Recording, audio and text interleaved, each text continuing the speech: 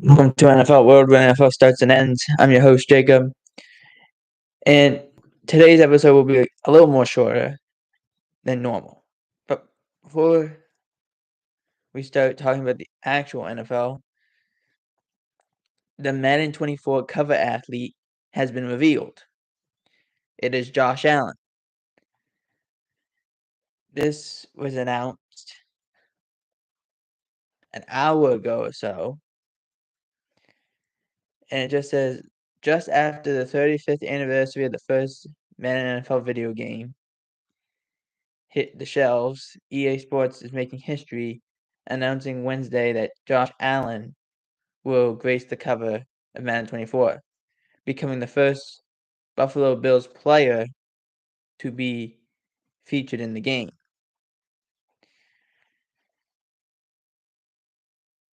This is an unbelievable honor. And then goes on and says, the new Madden will be released on August 18th, worldwide release, with one of the most dynamic players. With Allen fresh off his third straight season with 30-plus touchdowns, or at least 40 combined touchdowns, I should say, it comes as no surprise. They rallied around Damar Hamlin during a tragic time.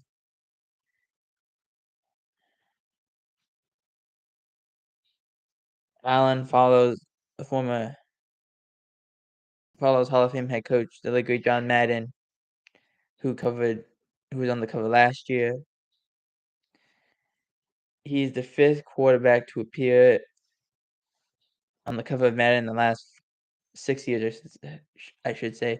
Lamar Jackson, Patrick Mahomes, Tom Brady appeared twice, once alongside Mahomes for Brady. Then they go into details about how the game has improved and what they'll bring back into the game, what they're taking out of the game. But it's a great thing for Josh Allen becoming the first Buffalo Bills player to grace the cover of Madden. In the history of Madden, which I've played my fair share, I think it's not a terrible pick to put Josh Allen on there.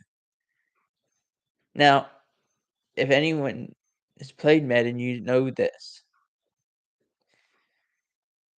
There's this curse a long time ago that was always being announced. The Madden curse of every time you were on Madden, you'd either something bad would happen to you, an injury, suspension, whatever.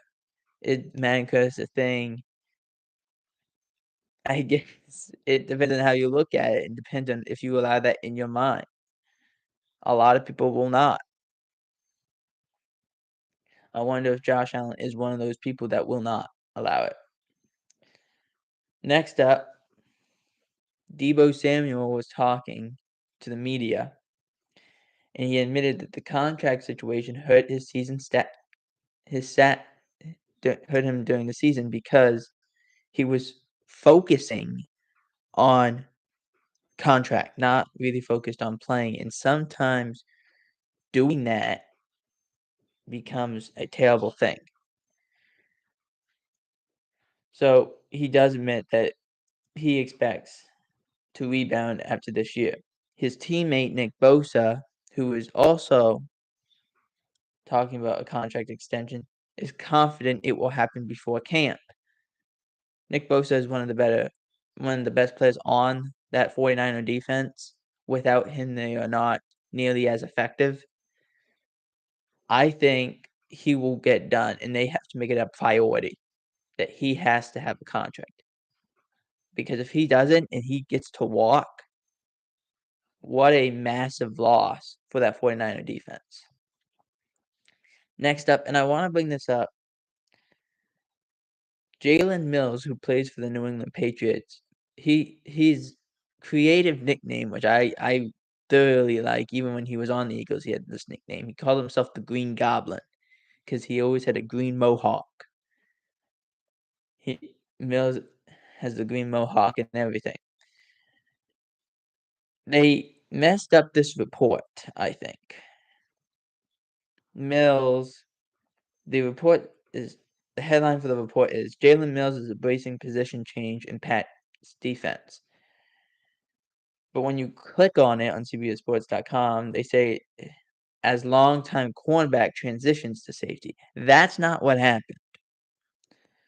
If you've watched Jalen Mills play throughout his career, he was a safety in Philadelphia. He started out as a corner. They moved him to safety because he could play safety. He played safety in college, if I remember correctly. So he could play safety. He goes to New England. They put him at safety. They put him at corner, and now they're moving him to safety. It's not a terrible decision, especially when you lose Devin McCourty in during the offseason, who is a longtime player of yours. And for people who are like, well, what? That can't be that bad. You lose one guy, you put another guy in there. It's not that simple. If you remember Malcolm Jenkins, he played for the Eagles for a long time, was with the New Orleans Saints. He went back to New Orleans for one final run and then called it a career. He played on the Eagles defense the year before he left.